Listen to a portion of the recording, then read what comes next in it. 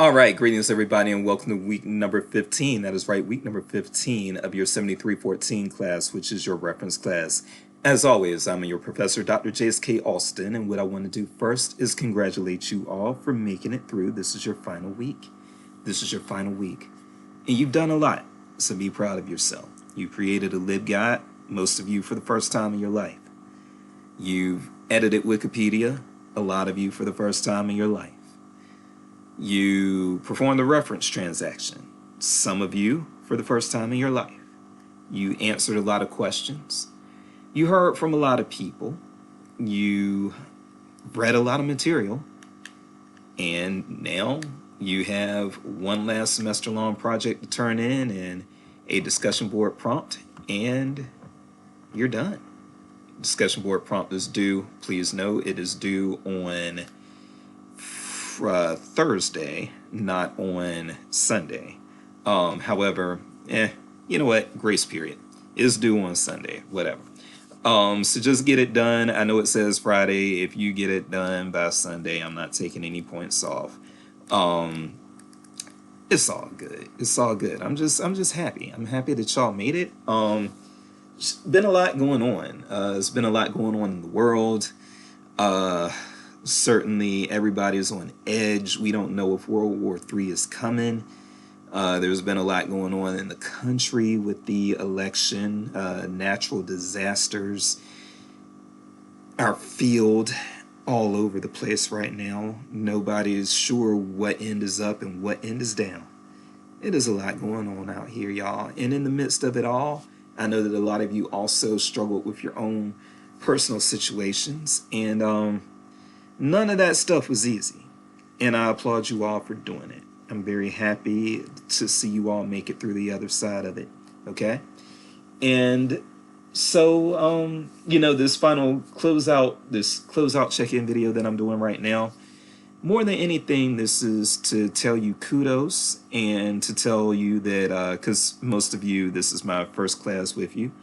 I hope to see you again. I will let you know there are going to be different versions of me depending on the different classes that you might take with me. You take intellectual freedom with me, just know it gets gritty in there. I go no holds bars. I'm cursing. I'm getting controversial. I do all the things in intellectual freedom. You take cultural heritage with me, it's pretty chill. I like talking about the unity among humans and what makes us all the same despite our differences in the intellectual freedom class, and that class, not the intellectual freedom class, in the cultural heritage class, and that class gives me that opportunity. So, I hope to see you all in some of those classes, or the business librarianship class or the academic libraries class. I just hope to see you. I like you. I hope to see you. I hope you got a lot out of this class. If you watched the check-in videos, I hope you learned some things about some of these various resources that we have. And certainly that's just the tip of the iceberg. But, I try to share a little bit, some from the academic side, some from the public side. And, I just want you all to know that there are options out there for you. And I think that most of you are going to be successful. I'm not going to lie. Some of you are not going to ever get a professional librarianship job. I wish 100% of students got professional librarianship jobs, but there are going to be one or two of you who stay at the paraprofessional level throughout your career, even when you have the degree. And I hate that for you, but it's okay. It's okay. There's still it's not fair. I'm not gonna act like it's fair, but there's still gonna be opportunities for you. You're still hopefully gonna enjoy your job, and you're still gonna make hopefully a comfortable living, and that's what I want for you all. Some parting things that I want to say. First of all, if you want to be a public services librarian, which is what this class in particular prepares you for, there are some other classes that I recommend that you take. One would be a class with me, and that would be 4449. Let's see here. Okay.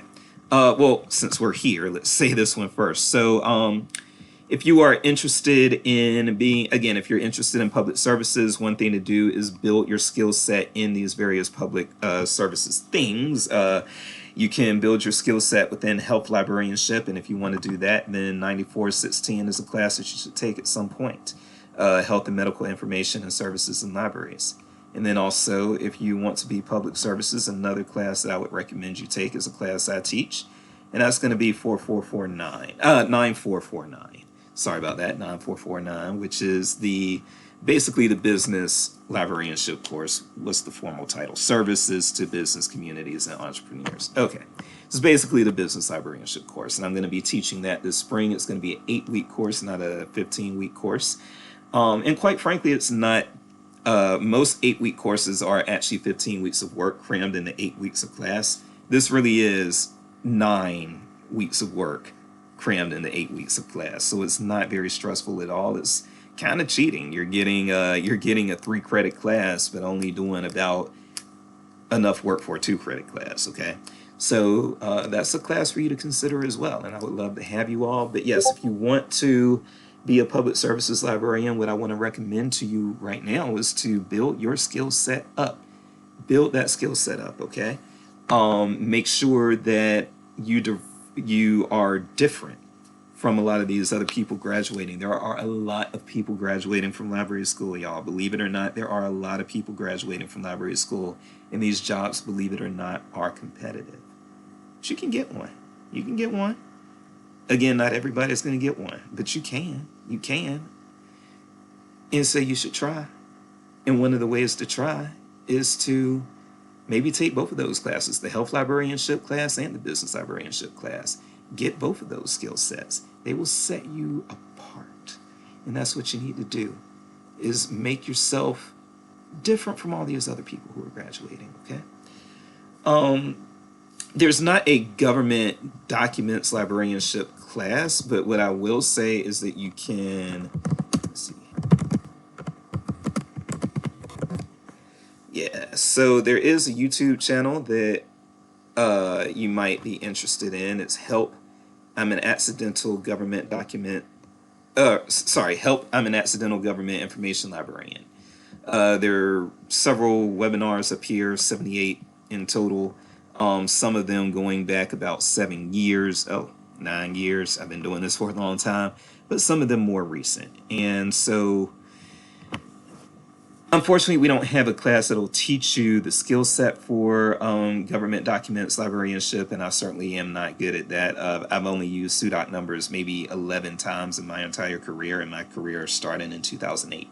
So, yeah, we don't have a class that'll build your skill set on that, but there are still ways to build your skill set on that, including shadowing government documents librarians. If you find any, you might even want to Google, see if you can find one, and ask if they might be willing to be your mentor. You'd be surprised that some people actually are receptive to that, even if you call them, because they want to share the knowledge that they have with young professionals, okay?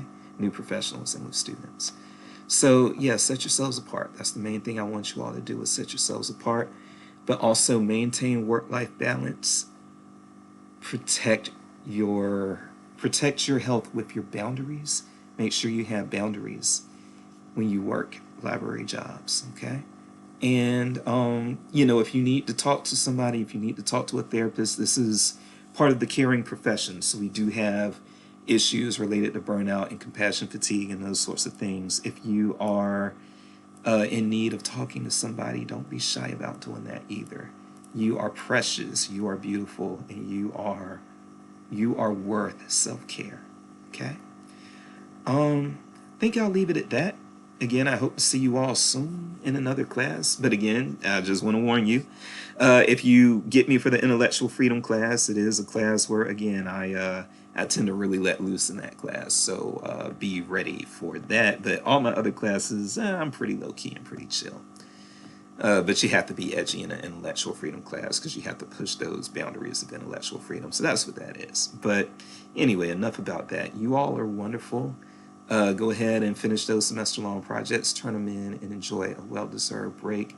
I am Dr. Jace. You have finished the race. God bless. Take care. Love you.